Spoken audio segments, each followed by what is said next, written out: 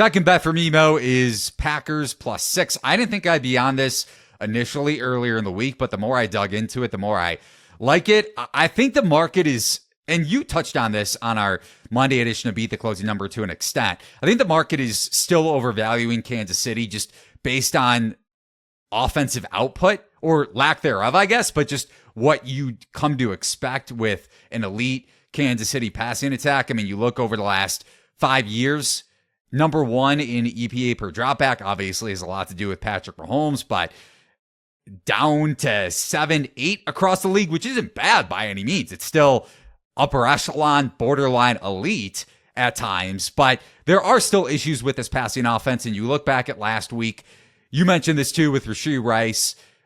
I think he had 10 targets or something like that, but outside of Rice, only just under 32% of the targets were to wide receivers. So you think about all the drops that Kansas City's wideouts have accrued this year, league high 24 drops. So Green Bay should be getting reinforcements back on the defensive side of the ball as well, assuming Jair Alexander finally returns, and he's been a shell of himself this season, but still getting him back in the lineup would be big.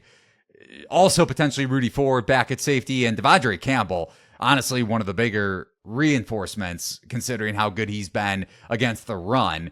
And Kansas City has been a bit more reliant on the ground game this year. Not that it's necessarily changed a bunch under Matt Nagy.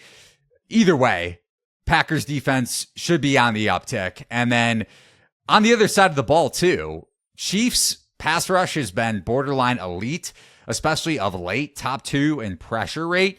But as we've touched on when we've handicapped Green Bay games over the last few weeks, Packers have the second rated pass block win rate across the NFL. Elton Jenkins is healthy, and Rasheed Walker too at left tackle has played a big role in Jordan Love's resurgence this season, ranking 17th among 45 offensive tackles in PFF grade over the last 4 weeks, 20th in run block grade, and 1 sack allowed over those 4 games.